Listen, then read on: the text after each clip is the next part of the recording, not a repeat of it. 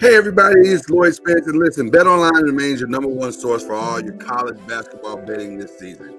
Get analysis of every play, prop, and point at BetOnline. You'll find the latest odds, bracket contests, team matchups, and game trends at BetOnline. Updated odds for everything from live games to conference championship, right through the Final Four and the championship game coming up this weekend. So head to the website today to use your mobile device to sign up and receive a 50% welcome bonus on your first deposit. Be sure to use our promo code BLEAV, that's BLEAV, to receive your bonus.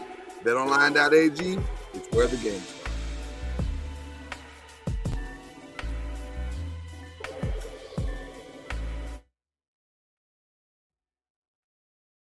Popcorn World.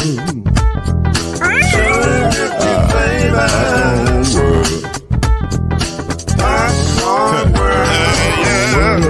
Yeah.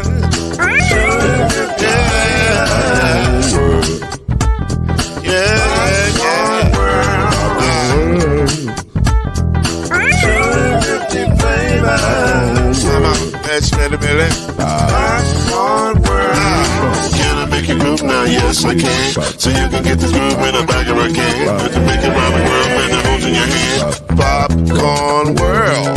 250 flavors gonna make you smile. 250 flavors gonna make you smile. 250 flavors gonna make you smile. I said popcorn make you smile. Ah. Popcorn World. Popcorn World. Popcorn World.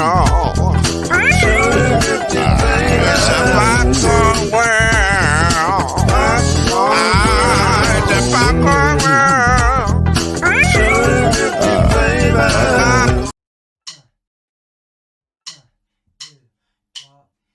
You're now listening to BLEAV in the ACC with Heisman Trophy winner and Florida State legend, Mr.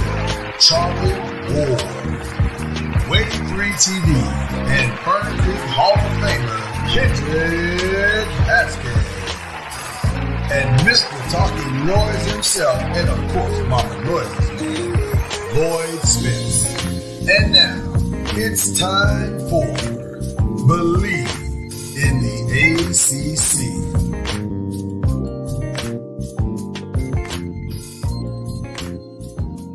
So glad to be back with you today, and happy Final Four Eve.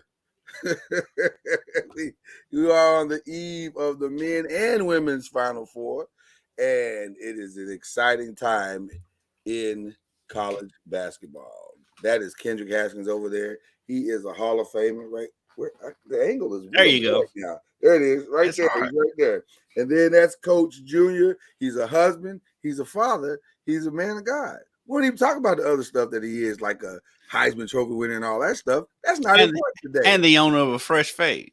Listen, the fade is giving strong '90s vibes, and I'm feeling it. Yeah, feeling it. You look like he has another 300-100 game in it.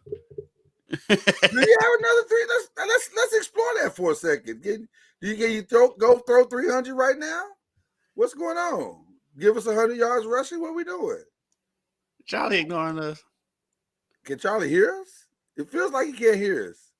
No, it feels like he may have muted us. Either that or something happened in transition, because it's a weird moment happening right now. Because Charlie doesn't ignore us. So he doesn't. Let me see if he can hear it. Yeah. He may have to go out and come back in. Yeah, I'm not even sure he's aware that the show has even started. Yeah, you might have to text him.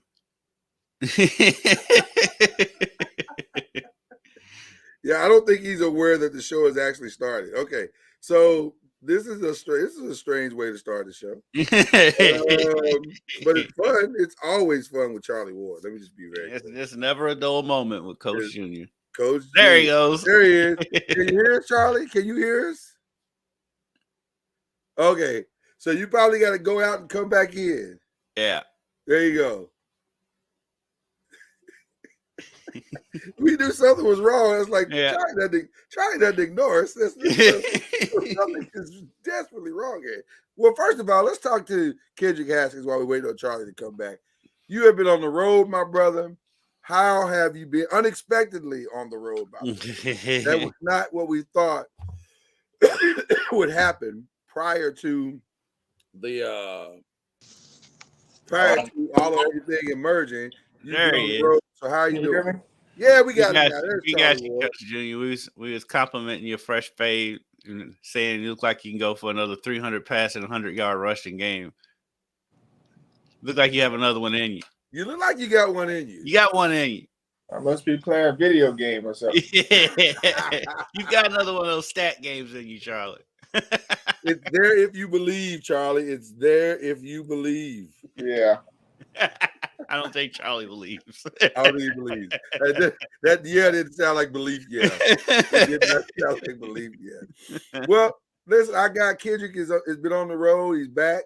Very unexpectedly on the road, by the way. I don't think he had planned to be out as long as he was out for a significant Elite Eight run.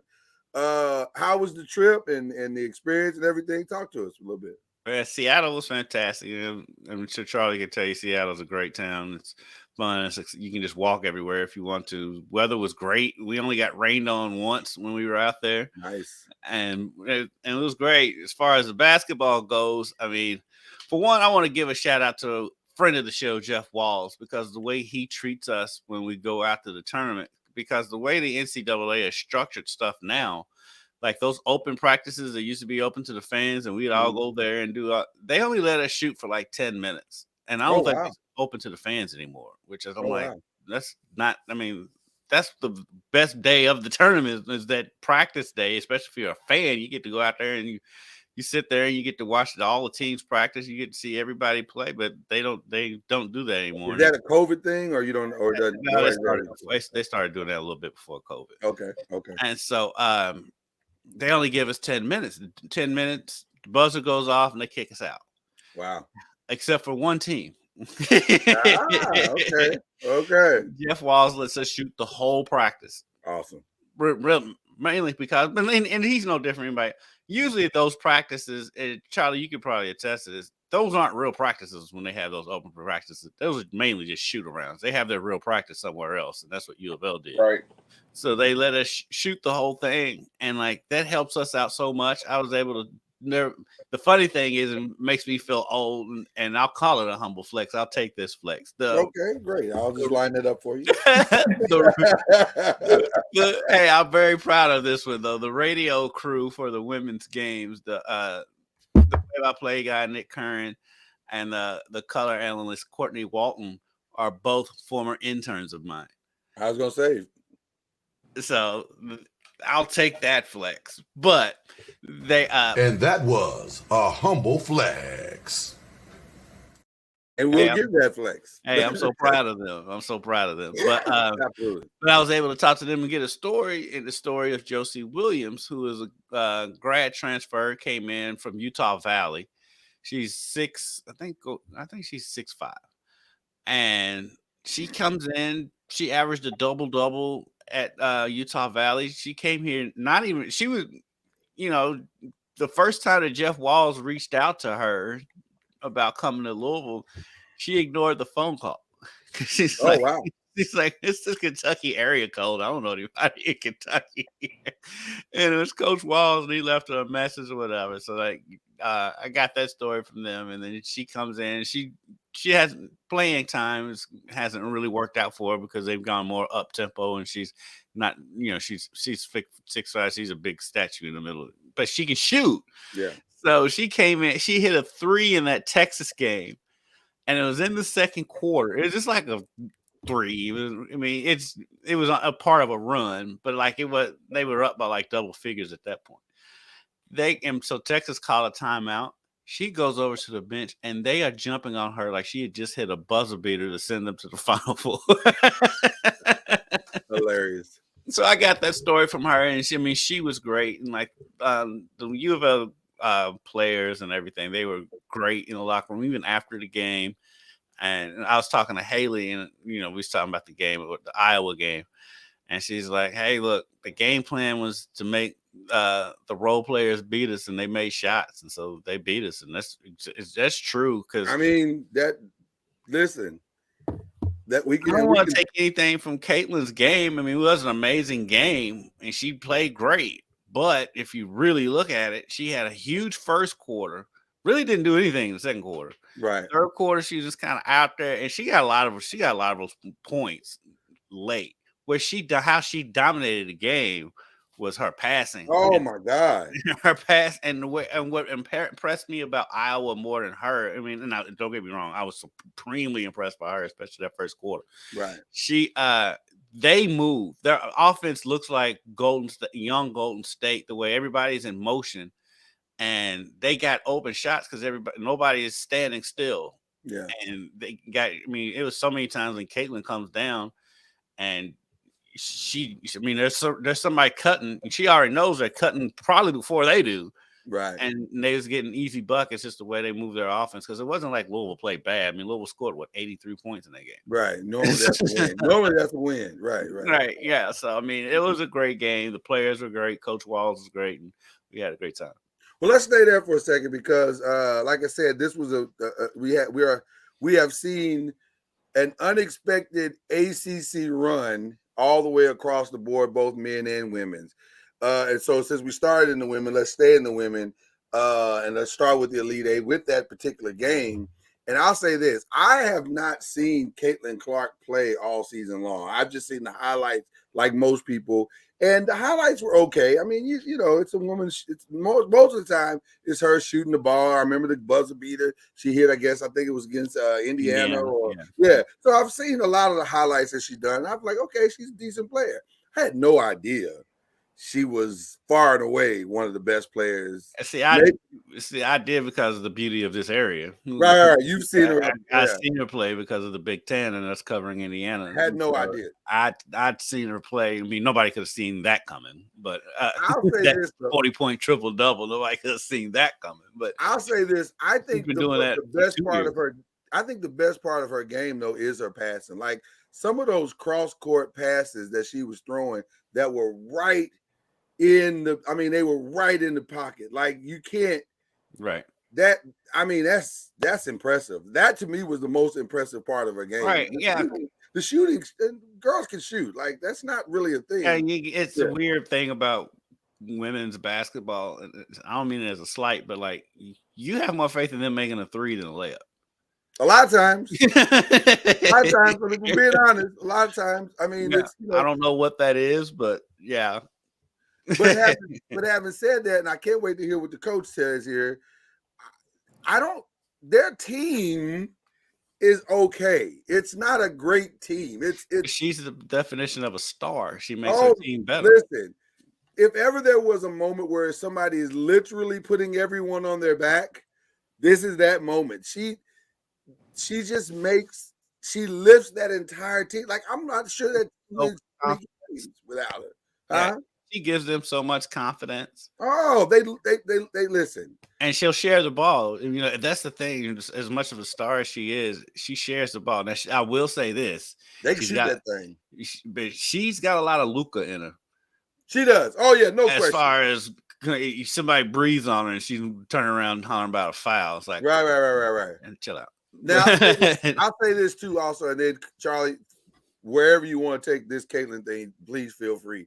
I appreciate how dominant she is, but she covers up a multitude of sins. Because it was so funny. You couldn't hear this, Kendrick, but Charlie, you probably heard it when they were talking about their big center, number 25. I think her name is Sozano. I think is her last name. Sozano, yeah, something like that. She's really good, by the way. She's really good. She's big. She's a big, strong girl. I saw her against Indiana, against Mackenzie Holmes, who's a heck of a player. Yeah, no, she's good. I'm going to say as a post player, she's a strong girl who does her job well. I'm not going to call her good, though. Good would be to me as a You're on a one-game sample, though. I am. Now, maybe she's going to give me something. But the point I was going to make, one of the things they said in the game was 70%. She shot 70% of her shots in the middle of the in the lane, and she only took one dribble the entire tournament. That's not a sign of good. That's a sign of great passing and Great you're big passing enough to be able to and turn around and put the ball in the basket. and you know your role. That's what you do. She knows her role. And I mean, go back and look at Shaq's shot chart. Yeah, but Shaq was a little more. Shaq was a little more skilled than that, though. He was way more skilled than that. Yeah, one dribble. You put him under the basket. You think Shaq had many more than one dribble baskets? Oh, he had a lot more than because I'm a Laker fan. I know he's had a lot more than that. But but she listen. One dribble. That's almost impossible for a post player. That's almost impossible. That's great coaching. And to me, that's coaching. Well, okay. Well, let's find out if it is. Coach Julia, what are your thoughts on this particular game, and then we'll go on to some of the other games that we saw as well. Well, I mean, Iowa is, who they are, meaning Caitlin Clark. Caitlin Clark, she dominates the ball, which is what they need for her to do in order for them to be successful. She makes plays for everyone. And, one of the things, guarding her is you're going to give up something. But I'm a big believer that if a team has shooters on the floor, you're going to give up contested twos as opposed to 3-point shots. Mm-hmm. And so one of the things Louisville was doing was they were giving up everything. Yeah. When it was all said and done. And so they were overhelping, they were fronting and they were overhelping. And they weren't pressuring the basketball, so she was able to whip passes across court to the shooters, and they weren't able to get out to the shooter before she could make the shot. They were allowing her to get to her strengths, which was going left. She was shooting a step back. Going right, she was going to either drive it all the way or make the pass to somebody else because help was coming. And they just allowed them to shoot the 3-point shot. And yes, they made them, but I've seen them. They've been making them for quite some time. I don't know what their percentage was from the 3-point line, but when you have 3-point shooters all around the floor, you got to make them shoot contested twos. Mm-hmm. And their offense, Iowa's offense, does a good job of creating some of those shots by their spacing and having, the big player in the middle who, you want to keep her down. But I just think if you take them off the 3-point line and allow number 25, Shizano, yeah, that's it. Her to play in the post more, and allow her to make twos, because you got to think how many twos can she make in order if you're scoring, like you score 83 points. Supposed to win that game. At least you should be close. Yeah. And so if you take a team off the 3-point line and that's their strength and make them shoot contested twos, I don't think if you can score, I don't think you can. The game should be at least close. Yeah. And so, as I said, doing a text, it'd be very interesting to see how South Carolina plays that team, because the other thing that people aren't saying is Caitlin Clark almost had a quadruple double. Yeah, nine turnovers. Yeah, the turnovers were bad. They were real bad. So that's where I think she would get frustrated if she had someone that was closely guarding her the entire time, and they don't allow her to get comfortable, because she can make some shots, contested shots from deep, but she just seems like she could get frustrated if someone guards her closely or she's not getting what she wants from being able to get everyone else involved. And so it'd be interesting. I mean, Louisville, on the other hand, scored 83 points, but defensively, I think is where they lack. Offensively, they were able to get shots. They played the boxing one, a triangle and two. They did all those things, and I just couldn't understand why they weren't able to crack that code. They kept shooting short 2-point shots, which was cool as long as you make them. But I would have, like Morgan Jones, I mean, she kept shooting, which was cool, but they should have worked that triangle a little bit more to get better shots because they were going to be leaving them open. That was the game plan. I mean, you saw it. Right. You didn't have to hear it from somebody. I mean, you saw it. They were leaving those they playing the triangle too, and they were leaving those players alone. Like, okay, shoot it. I mean, they were going to contest it late, but they were just banking on you missing those shots. Right. And so that's what happened. I mean, they kept shooting early because they were open as opposed to working the ball around to try to drive it one more time on a closeout because they were closing out to them. It was just late. But shot fake and try to drive it and get easier baskets, which they did on occasion. But they weren't able to do it enough to be able to break that cushion because Iowa was scoring at a rapid, and they needed to keep pace by at least scoring during that time. And in competitive games, it's hard to, when you have a cushion, when you get a cushion, it's hard to come back from those. So sometimes. And so I just think the game in general was played at a high level. Both teams were competing at a high level.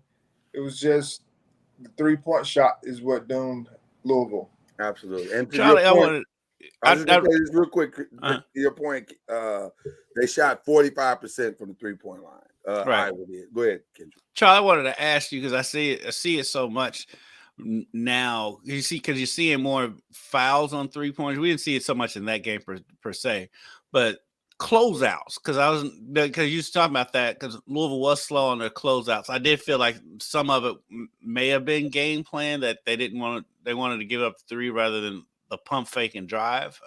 But just in general, in basketball in general, seems like closeouts on 3-pointers have been atrocious lately. Do you see that, and can you pinpoint a reason why? Well, I saw you ask that on the internet too, by the way. I was one of those that foul 3-point shooters sometimes as well, because your momentum sometimes is going to close out, and a person goes up to shoot, and then once you stick your hand up, sometimes you end up in their airspace, or you go up to block and you end up hitting their hand or something like that, or wrist, because you can't get to the shot. And so those things do happen, but I do believe the more you do it and understand how to close out, and shooters sometimes are crafty as well. They may shoot and their leg comes out in a normal motion, and you end up in their airspace. They've cracked down on that a little bit. Yes. Reggie Miller law. Yeah. So those closeouts, we're working on that now. Like with our basketball team is just, we're working on how to close out and be able to cover both the shot and the drive at the same time. But it's a tricky deal. But it really comes down to what you're wanting and trying to do. I just think on shooters, players that can shoot the 3-point shot, you got to be able to run them off and still be able to contest the 2-point shot. But you can't allow them to shoot, shots that are open because you're late on your closeouts. Yeah. I'll say this too, to your point of the defensive side of it as well, Kendrick and Charlie. I think Louisville, the flaw is the over commitment to Caitlin Clark. Is she a great player? Absolutely. But that's not what's going to beat you. What's going to beat you is what beat you this weekend is giving up 16 threes. That's what's going to beat you. So I think what you're going to see tomorrow night is that South Carolina is not going to do that. They're not going to double team her. They're not going to send a double team. They're going to send 20 fouls to her, and they're going to take every single one of them if they have to. And I think that's the right strategy because if you keep leaving these young, listen, Iowa's not athletic. They're not fast, but they can shoot that thing. And so if you're giving them wide open shots because you're trying to overcommit to stopping Caitlin or trying to pack the middle to slow down 25 from, you're going to lose. You're absolutely going to lose. South Carolina doesn't have to do that. I'm going to tell you what South Carolina's going to do. This is what I would do. Okay. I would take Caitlin Clark off the 3-point line. Mm-hmm. All right. If she's driving one way or the other, she's going left. I'm going to keep her going left all the way to the basket and then come in to help late. Right. With the big or whoever's at the basket, not leaving the corner like Louisville did. They just left the corner and girls shooting wide open shots. And then have someone from the weak side veer back or not veer back, but go down to help the helper.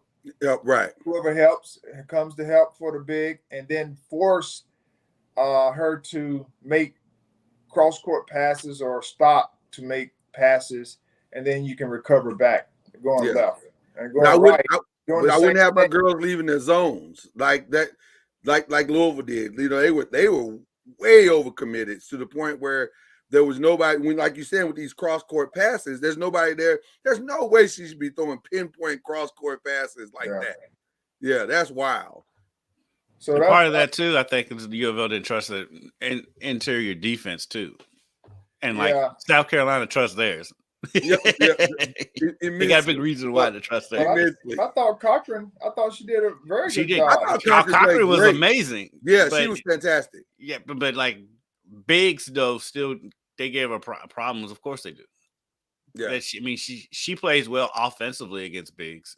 She played well against Aaliyah Boston last year. In the Final Four. She really did. But on the defensive side, though, size gives her problem. She don't have any problem with it on offense, but on defense it does. I'll be honest with you. I thought she even did a decent job defensively as well. Again, and I'm giving Caitlin the credit I think she's earned.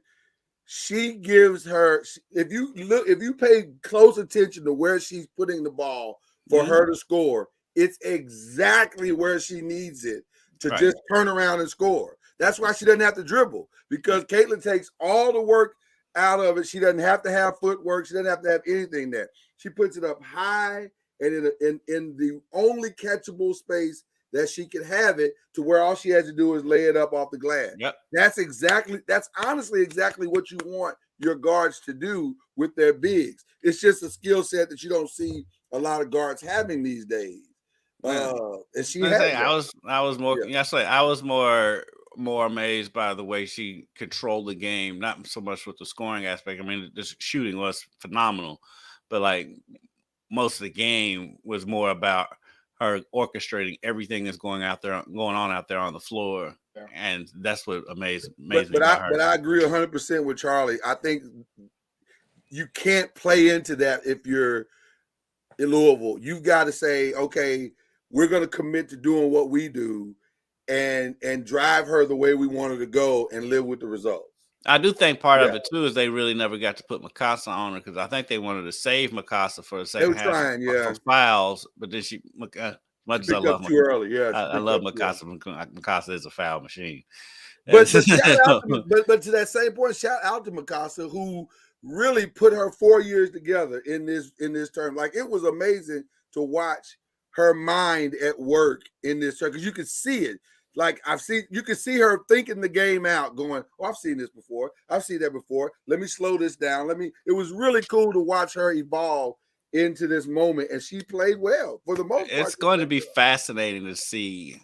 You can I mean, stars and stuff like that. You mean, for programs like Louisville, they always end up with some kind of a star, going back to Angel, and then Asia and Shoni and so on and so forth, and Haley now. But how do you replace somebody like Mikasa? That's hard. Because that's more than just basketball when that's hard. Mikasa leaves. That's hard. That's real hard. That's leadership. That's the little thing, the dirty work. That's a lot. Let's transition real quick over to the other game that happened Sunday that involved us, ACC, Miami LSU. A very difficult game to watch because there was not a lot of great play and great scoring in that game. I think after the first at halftime, I think the score was like 26-20. I think it was, and that it was a hard 26-20. Yeah, because I got to the game. Yeah, because I got to the game in Seattle and saw that score. I was like, "What is going on here?" I think, and Charlie, you and I know you watched this. I did as well. I think Miami. And the irony of this is the game before, I thought Miami did an outstanding job of, when they played Villanova, of getting to their spots, of attacking the basket, of sending that guard, down the lane, they did everything that you're asking, that you want done. And then I don't know if LSU's defense is just that good. Maybe they are. But they couldn't get any of that against LSU, and it was really kind of shocking to see the degrees of difference. But I don't know. What were your thoughts on that one? Yeah, I mean, they couldn't make shots. They couldn't make any shots, right? So I mean, they missed a lot of 3-point shots. I don't know what the percentage was. I think they were like 0 for both teams. At one point were 0 they didn't hit a shot. 0 for 15. They were 0 for 15. 0 for 20 something. And then LSU started to hit a few threes, which gave them, actually they hit one. They only hit one. Yeah. So it was one of those deals where, you getting shots, whether they were contested or good shots, and you weren't making them. And that's what I mean by, if you can't make threes, you're going to be in one of these types of games. And, the only team that I've really seen, kind of win these types of games has been South Carolina. Right. Where they just overwhelm you with their defense. And they may not make but maybe 4 or 5 threes, but those 4 or 5 threes is what helps them get cushions because of their defense. And so Miami they couldn't make shots, early on, and then the 3-point shot, they kept shooting them, and LSU were getting, twos because they couldn't make a 3-point shot. And so it was just one of those deals, was who's going to get the most stops and who's going to make the most plays offensively to be able to get a cushion.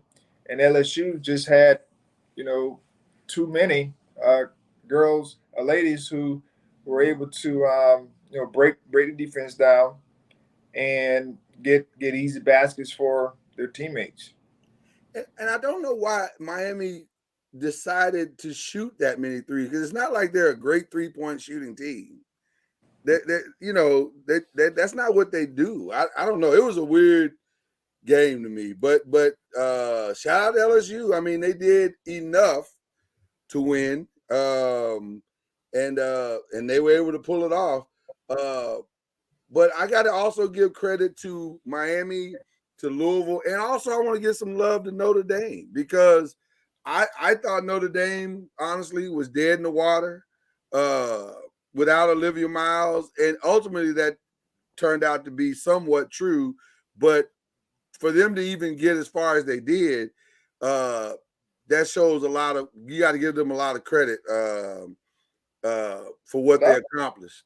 But we expected them to lose. Yeah, no question. In that round, yeah.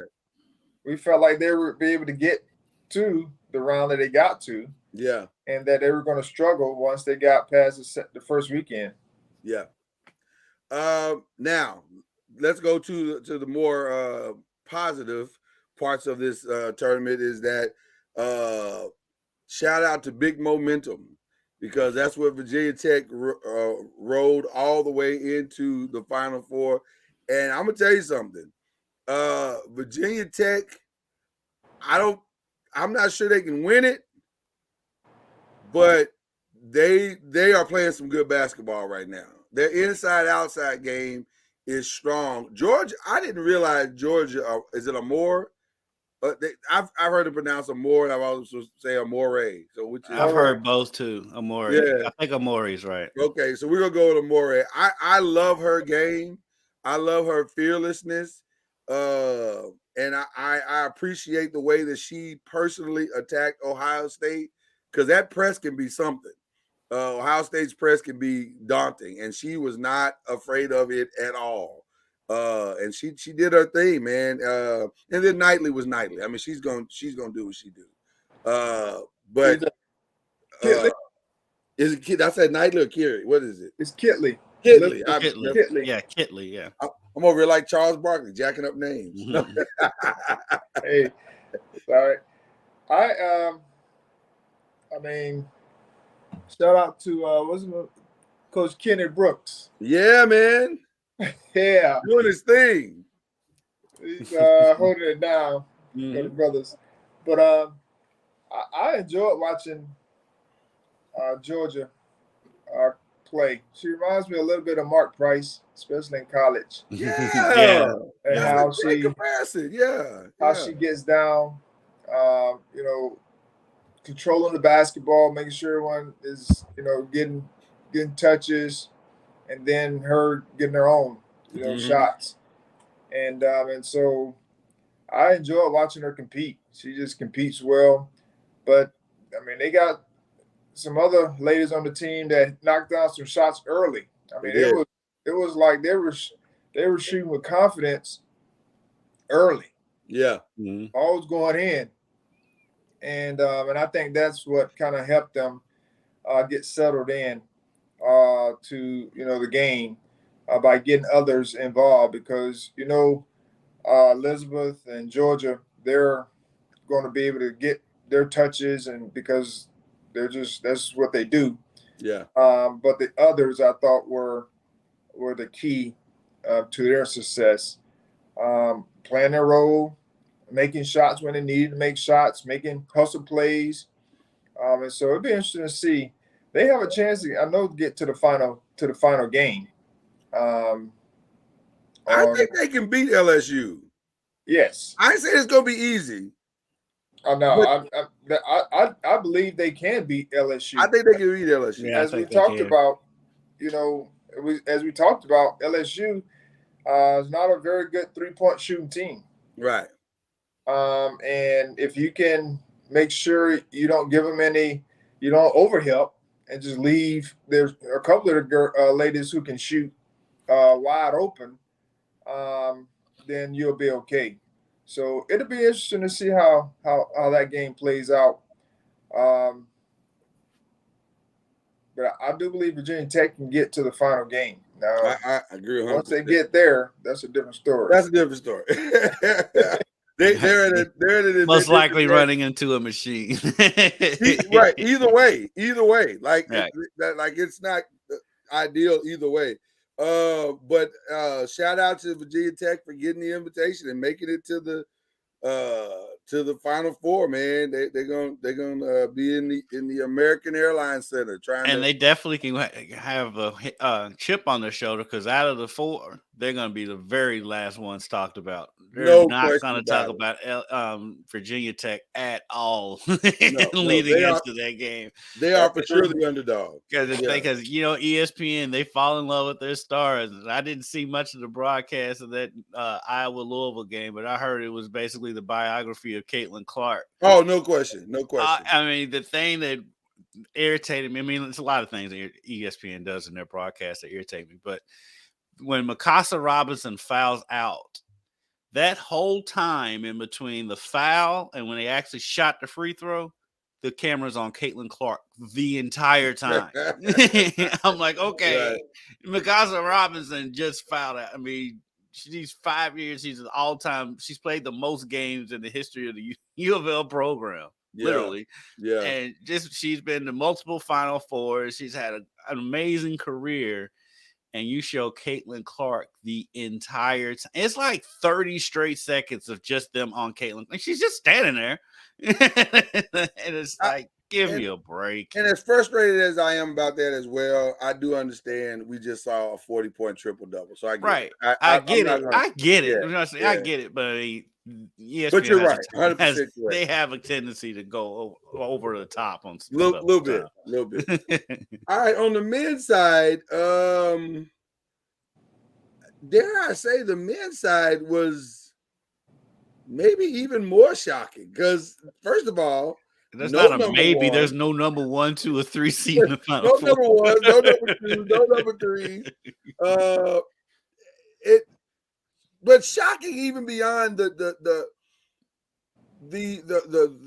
seeding, in that the teams that were left, that was still some really good basketball. Like the games were great games. Like it was a good, man. I got no. If you're a basketball fan, you should have no complaints of the tournament. It's been a great tournament, to say the least.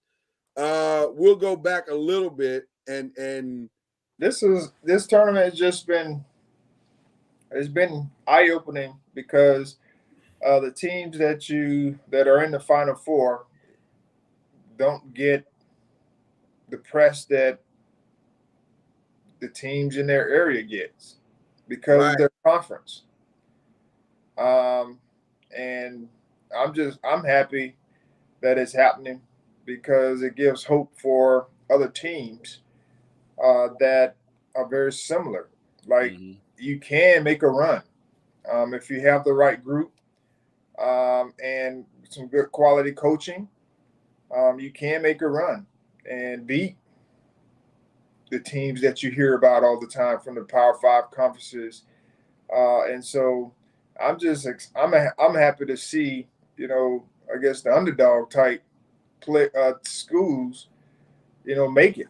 Yeah. Because every year you have a San Diego State, you have a FAU that kind of comes out of nowhere and makes the Final Four. It's just normally you don't have them at the same time, right? Which is what's happening, this year. UConn, they've been on a hiatus for a minute, but they've had some storied history going back to the Jim Calhoun days, and so they're back. Happy for Coach Hurley. He's done a great job, and he has a great team. And so it'd be interesting to see how they figure this thing out at the Final Four, because the Final Four is a little different. The team that settles in first normally can get a cushion, but if both teams are at the same level and playing the same way, but it's been high-level basketball for sure. Yeah. I want to say this in regards to the overall of it all. To me, even going back to last year where we had all blue bloods and now we have none, I think there's a definite formula that has emerged over the last 2 years, and that is talent plus transfer plus experience. I think that's what we're going to see going forward. I think that's the mix that if you're going to make a run, that's the mix that it may be you have to make that run. Because that's what you're seeing out of all four teams. They all got those elements, and they played a huge part. And also to that same point, that's the reason why the guys that didn't make it, because they were missing one of those elements. Alabama, as talented as they are, they didn't have enough, I think, of the experience side to be able to fight through the when it doesn't work part of every inevitable NCAA game. There's going to be a moment in that game where all that you do doesn't work quite the way you think it's supposed to work. And that team that you're playing is going to go on a run. Well, how do you respond to that? And so they didn't have that. Houston didn't have that. Arkansas didn't have that. You can go on down the line. Kansas, surprisingly, I was shocked that Kansas didn't have that. Kansas did have that. I was going to say Kansas should have had that. I'm not sure what happened with the Kansas game. But I'm saying that formula of those three things, I think, is what you're going to see level the playing field and make it a little easier, not easier, but palatable for this to happen more often. So maybe we're going to start seeing that parity all of a sudden that we've never seen before in college basketball. I'm glad we got more and more parity, and especially on the women's side. Getting back to them real quick. I mean, yeah, to see the Final Four that we got on the women's side is great because there's starting to form some parity. It's not just one or two teams anymore, but it's great for the sport. I do worry about the TV side. Well, it's gonna be a ratings disaster. It's gonna be, especially if it ends up being an all South Florida national championship game. It's going to be a ratings on the men's side disaster. Because if you get Miami versus Florida Atlantic in the national championship, you've got two non-name brands playing in a region who the region doesn't care. Right. So, let's be very clear. The hope for this tournament is UConn versus San Diego State, because at least you've got a reasonable brand on one side and California. That's the hope. That's the TV hope. The TV hope is just UConn, period. Right, UConn for the TV. After that, the other three you can just throw in a bag, but they definitely want UConn in that championship game. They want UConn in that championship because at least it's a name that's recognizable. But having said that, let me just say this. Yeah, the three teams that you all are talking about, the ratings and all of that, them people can care less. They don't care. They don't care. I know they don't care. They shouldn't care. I'm just talking about CBS. Because I know if I was coaching one of those teams, I could care less if somebody watched. Right. Because I'm in the mix of winning a national championship. Yeah. Where it was all, you went through the gauntlet, whatever the gauntlet was, playing games in a tournament, and you got to this point. Whether somebody's watching or not, that is the last thing. Oh no, I'm not saying they shouldn't care one way or the other. I'm just talking about some TV side. Speaking of the drama of the TV, I have to go back to Sunday just for a minute, because the Creighton San Diego State game got interrupted. A great game, I thought. By the way, I thought it was a really fun game. And it got interrupted by a very controversial ending. Not controversial in the sense that the foul that was called was wrong. I don't think it was the wrong call. But I'll just say this, and then I'll get out of the way and let the two of you give your opinion on it as well. I think as a player, we gauge ourselves based on what the referees are allowing. And so if you're allowing a certain thing throughout a game, then that's how defensively we're going to play that game. So if you're saying you're allowing some contact, you're allowing us to be a little more aggressive, you're allowing us to be a little more physical, cool. That's how we'll play. We'll play to that. And if you're and we're not going to just blatantly foul, but we're going to take some risks, maybe walk right up to the line, try the line a little bit. That's what you're going to do. So the call my only problem with the call at the end was that the whole game wasn't called that way. So to make that call at the end when you haven't made that, you could go back through the other 39 minutes and 45 seconds and say, there's plenty of times you could have called that. And you didn't.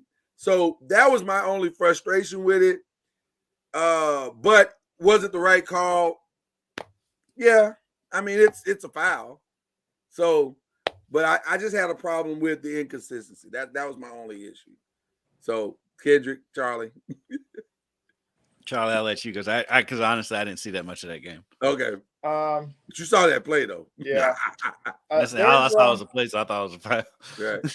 There are two sides to it. People say the referee get out of the way. Don't decide the game. That's all. And then there's a side where the guy touched the shooter. And not saying that affected a shot, but if you've been in that moment, any kind of push or nudge from your hip can definitely affect a shot. No question. If you don't expect it. And so people's also saying that the timing, like the last play of the game, you don't make that call, which I can understand and totally get. But as a referee, you're just like a player. I mean, you see something, and you either sometimes they turn a blind eye, which I don't like. If it's a foul, call it. Yeah. But don't turn your eye and say, "Oh no, it's a foul," because it's not a foul because it's the last play, or it's late in the game, and they can determine the game. Well, I just think if you call a foul, call the foul because it's there. It doesn't have to be what we consider egregious, meaning just it looks that way. But if you call it, you call it. And if you don't call it, I mean, you're going to overtime, which, that would be my thing. If the team game situation would be if the team is tied up and it's not an egregious foul, then you let it play on. But if a team is down and that's a foul, then I say call the foul because you don't want to give another team an advantage, regardless of when that is. And so I can understand it if the team was down. I think it was. Well, I think at that point it was tied. It was 56 all. Yes, that's what I'm saying. Yeah, it was tied. Yeah. At the time. Yeah. And he ended up making one free throw to win it. But I didn't understand what Creighton was trying to do on the last play because they had I didn't get that at all. Yeah. 1.4 seconds to go, I think it was. Mm-hmm. And they tried to throw a home run pass towards the basket. Most teams work to try to get the ball towards the top of the key, right, and then go from there. Yeah, but they bypassed that option. I don't know if it was because it was covered, but they just didn't seem like they had a quality play. And maybe if they did have a quality play and it was covered, then that's something totally different. It didn't look like he even tried to go to your point. It didn't look like he even tried to go to the top of the key. Like that looked like the design coming out of the huddle. So that was a weird play, Charlie. I agree with you 100%. I didn't understand. Hold up. But this is another reason why. Let me throw in a rule. This is another reason why they should be able to move the basketball to half court. I mean, if you have a timeout, just like the ladies, if you have a timeout, call it, put the ball in front court, and then play from there. Yep. Why? True. Just to make the game more exciting. Right. Yeah. Right. It's there's some of the rules in men's college basketball only exist in men's college basketball because now, like just like they're the only basketball that plays halves. Outside of high school, they're the only level of basketball, upper level of basketball that doesn't advance the ball to half court on a timeout at the end of the game. So I mean, it's so Stone Age with a lot of their rules. Nothing like being antiquated. Right. I mean, simple stuff. I mean, I get the going to the quarters is a much bigger thing outside of basketball. It makes all the sense in the world in basketball, but outside of basketball, it's a bigger thing as far as advertising dollars. I get that. But moving the ball to half court is not that's not some earth-shattering rule. I don't understand the quarters in advertising either because the NBA does it. The NBA also plays 12-minute quarters. They're playing 10, and the games are shorter. I mean, look how women's games usually go about an hour and a half, maybe 2 hours. The men's game goes 2.5 hours. That's all advertising. Yeah, that's why they haven't figured out a way to monetize the TV timeout. Right. And they can do that through quarters. But the difference is, though, Charlie, is like because where the difference is in the fouls, because the fouls they reset them every quarter, and that's what you should do. Right. That's what you should. Basketball wise, it makes all the sense in the world, but you're not getting as many timeouts in the women's game with being in quarters as you are in men. That's 2 extra minutes or that they have in the NBA that they would not have in college is the money. It's the money. Because that's 4 minutes of essentially that's 8 minutes of advertising, right? Right. If my math is correct. No, it's 8 minutes extra. Right. It's 8 minutes of advertising that they don't have. But they pick that 8 minutes up somehow in these TV timeouts. So it's all, like you said, it's all money. That's a money decision 100%. Because I think the way the women's game is now, and I could be wrong, but I'm pretty sure this is that they only have 1 TV timeout per quarter. Mm-hmm. So there's 4 TV timeouts. Well, the way the men's game is, there's a timeout every 4 minutes. Right. And so it's essentially 2 timeouts per quarter if you break it down mathematically. And so again, that's more TV timeouts. That's more revenue. That's what that's all about. It does seem simple enough. Okay, just add 2 TV timeouts per quarter. That seems like the logical way to do it. Just do everything on the fives. I don't understand why you can't do everything on the fives. But you also have to factor in that every team is going to call a timeout. They are, but they can't guarantee that every team. They can't sell that every team is going to call timeout to an advertiser. They know that there's going to be a TV timeout for sure. That's going to happen. But you can't sell the fact that Miami may or may not. Yeah, they may or may not call a 30-second or a full timeout somewhere. And so exactly. I tell you what, in the games, in the arenas, during the tournament, the timeouts are an eternity. It's so long. They're not great at home either, Kenny. I'm gonna be honest with you. But yeah, you're distracted though. You don't realize it as much when you're at home, right? As you do when you're in the arena. You're just sitting there. Right. Yeah, I just still think there's a way they can do it. There is a way to make it happen. So that's my whole thing. I mean, where there's a will, there's a way. To me, it would make sense to add that you have to add, and you have to have 2 TV timeouts per quarter. You have to even it out. How do you see that's where you run into? It's like you're gonna have 2 TV timeouts in a 10-minute span. So I mean, I guess you do it. But if it's about I guess you do it on the I don't know. I guess you do it on the threes. It's 7 minutes and 4 minutes. You can do it on the threes. I mean, that's weird, but whatever. I'm all for the quarter. I think they should be playing quarters. I say the women's games goes by so fast. It's so much better to me. Well, everything's on the quarters. Everything. You high school, middle school, every level league.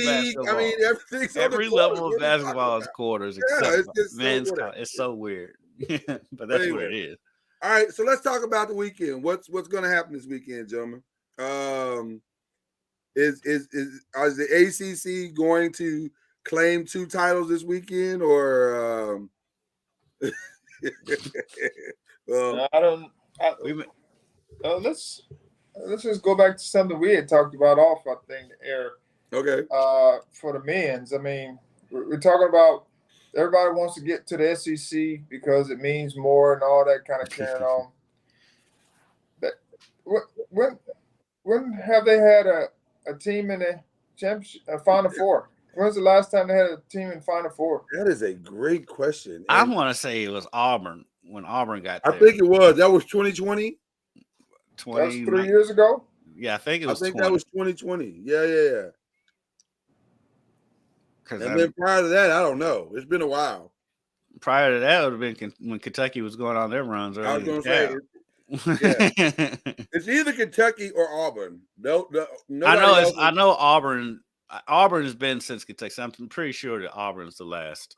Yeah, like we said earlier, prior to the show, the demise or the decline of the ACC is greatly exaggerated. Because we in there, we all up in there, all up and through there, as they say. So now, having said that, Charlie, who are you picking this weekend? Who are you picking on the men's side and the women's side? I'm going with South Carolina. I don't see anybody beating them, just because they're good. They play great defense. Then offensively, they know who they are. Teams have tried to sag. Teams have tried to, get out in pressure. They've tried it, yeah. Teams have done a lot of different things, and they just seem to find a way to crack that code, whatever it is. And they're smart. They don't. I'm sitting there watching a point guard run around a 3-point line, and like nobody's near her. Right. And they're all sagging, and she's just taking her time, like running the offense, making sure, and every now and then she will shoot a shot, but it's not like she's coming down consistently every time shooting those open shots. Because that's not what they need. And so that's just a sign of just a disciplined team. And they're big, they're long, athletic, across the board, and they play great defense and high IQ, high basketball IQ. Can I give a shout out to Maryland?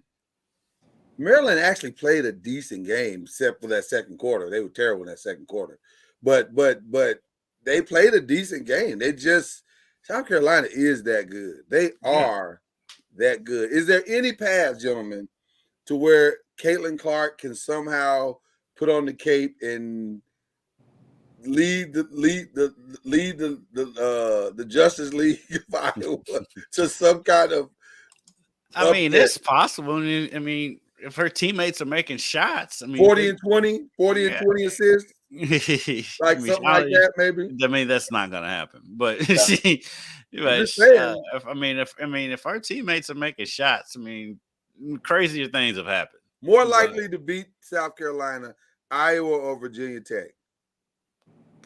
Probably Iowa, I would imagine. By the way, I looked it up. Auburn is the last SEC team to make the Final Four. That was in 19. Oh, it was in 19. Okay. What surprised me, though, I forgot about it. In 2017, South Carolina made it.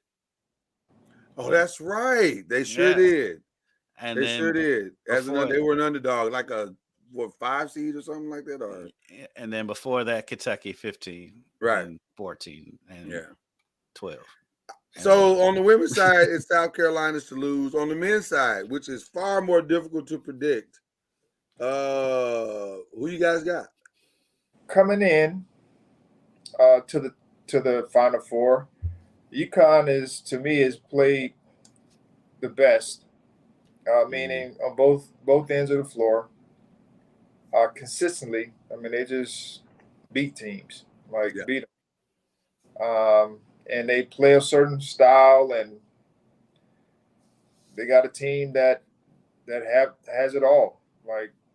They play defense. They got shooters. They got inside players. They got guys who set up guys. And so they'll be a tough out. I thought Texas was going to be a tough out, which proved to be somewhat of the case because of the way they were playing. But all the teams that have made it are tough outs because they play a certain style. And, you thought FAU was going to kind of go down at one point, but they kept scratching and clawing and getting back in the game. And San Diego State the same way. You thought they were going to go down, but they kept finding a way to get back in it, and hung in there. And then at the end, they had that made that it was made the shot. Right. But no, San Diego State had the cushion. It was FAU that made FAU, FAU made the shot. Yeah. So it was. You just don't know. That's why I said the name brands may not be there, but the quality of play has been very good from these teams. It has been. And it's, to me, it's hard to pick. I mean, I think you'd have to favor UConn just because of the way they're beating teams to get there. But I mean, you look at Miami, the way they're playing. I mean, they got inside, outside. Long's been there like 11 years. I mean, San Diego State, they got a bunch of grown men too. That is a football. Shout out to their strength and conditioning. There's some mortgages being paid in this tournament. It's working. But like, I really like the way Miami's playing. I do though. too. I really do too. Long and then baby food and all that. I mean. To me, that's what the big man's calls himself. Jordan Miller? No, the kid from Nicaragua. What's his name? Hold on. Baby food. I never heard that. The big kid that got hurt against Duke. Oh, Norcod. Well, it's like Norcod, Omier or something like that. Yeah, Omier. Yeah. Omier. The one they call him baby food. Yes, his nickname is Baby Food. That is hilarious because because I even looked it up. The origin behind it is you gotta know that story. It's North Shot. That's a North Shot. It's like Omier or Omier. No shot Omier. No shot Omier. Yeah. So the origin behind it is he was calling for the ball. And this is baby food down here. So yeah. I like that. I've never heard that before. Yeah, you know me. I listen to Levitard every day. I think I like that better than barbecue chicken. And here you go. This is why fans chant baby food. When I say baby food, I have someone soft on me, and it's going to be easy to get a bucket down there. I like that. I really like that. I'm like, that's so great. I don't know why they don't refer to him as that during the game. I like that. I like that way more than Levitard all the time. I like that way more than barbecue chicken. Oh, baby food down here. This is gonna be easy. This is baby food. I don't know why they don't refer to him as baby food on the broadcast, because when I listen to Levitard, that's the only way they refer to him. That's fantastic. But that's he's a key component to their team. He's like the glue. Yeah. I mean, you can make a legitimate case for him to, even though Wong won the ACC Player of the Year, that Baby Food's the player on that MVP of that team. Yeah, because when he went out, I mean, they hung in there with Duke. I mean, but he was the big difference in that game when he went out. Well, I tell you what, they're gonna need him because that kid from UConn, Solongo, he is a terror inside. My God, he's a grown man. They got two guys though. They do. They got the other freshman. Yeah, they got some muscle down there. He reminds me. He reminds me a lot of Oscar. I was thinking that. But he's better footwork. better footwork and a better defender. Yeah, much better footwork.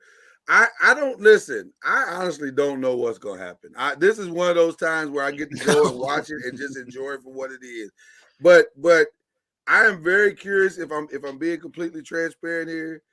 I'm very curious to see what the strength of San Diego State versus the discipline of UConn looks like. Because UConn, to me, is by far the most disciplined team. They're going to do what they do, and you got to just try to figure out how to stop it. They're not going to beat themselves. But boy, that grown man strength of San Diego State makes me curious because they are men out there. Yeah, and it's going to be interesting to see. I think this is where FAU gets their parting gifts. I think,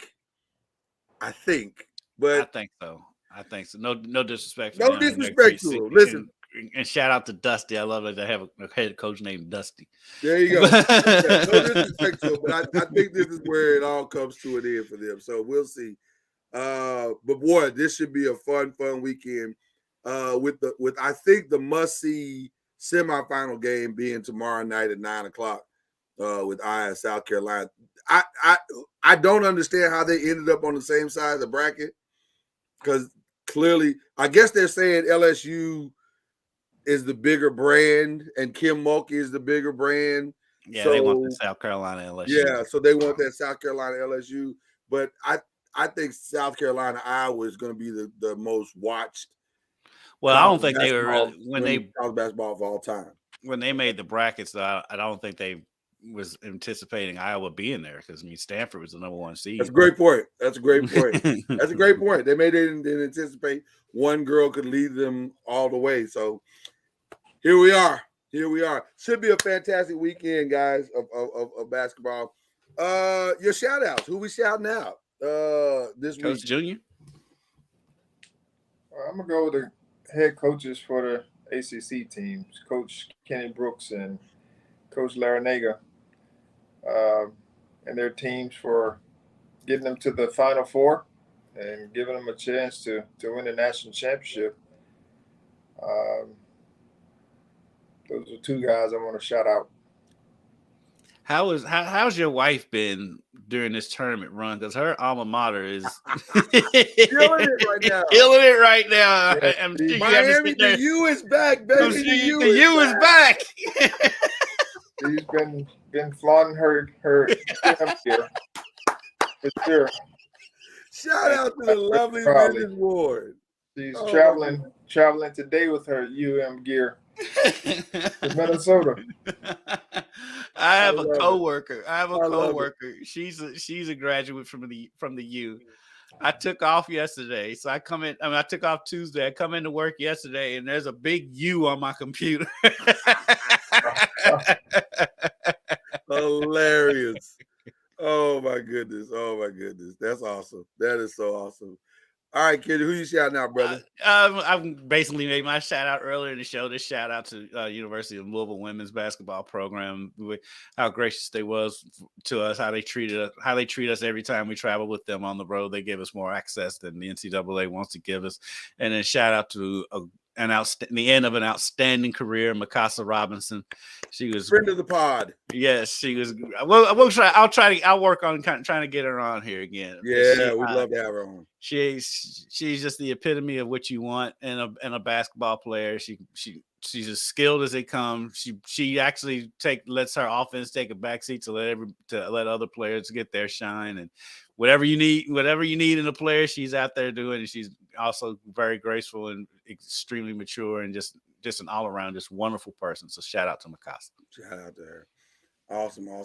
Now I want to give you guys a shout out as well. You guys we've all been very, very, very involved these last few weeks with various different things that we've been doing behind the scenes. But thanks for staying connected on our group chat and just weathering through it all. And we're getting back to some relative level of normalcy, I guess, whatever that looks like in these days. So that's shout out to the 2 of you. And then shout out again to the ACC, who despite overwhelming odds in both men and women's tournament, somehow managed to make it to the Final Four. That's pretty impressive. I don't know if anybody saw that coming prior to this, but here we are. And all you want is a shot to hear the song, right? Right. To be able to hear the one shining moment. So both the ACC has that shot. So there it is. The only Power 5 to do both. So there you go. We're still in there. So there it is. All right, ladies and gentlemen, that's our show. We're done. We appreciate you guys very much for tuning in. And shout out to the Rewatch gang and coming in and taking a look at it. And we appreciate you. We'll be back to tell you who won, but you'll probably know by the time we get back. I hope they know. If they don't know about Thursday, they don't know about Thursday. Something's wrong with your life. It's not our life. It's your life. Something's wrong with your life. But we'll be back to talk about it all next Thursday. That's Kendrick Haskins. That's Charlie Ward. I'm Lloyd Spence. We'll see you later. You've been listening to Believe in the ACC with Charlie Ward, Lloyd Spence, and Kendrick Haskins. Please like, follow, subscribe, and share from the Noisemakers page on Facebook and on YouTube. And you can also listen to us on Spotify, Apple Music, iTunes, and wherever podcasts can be heard. And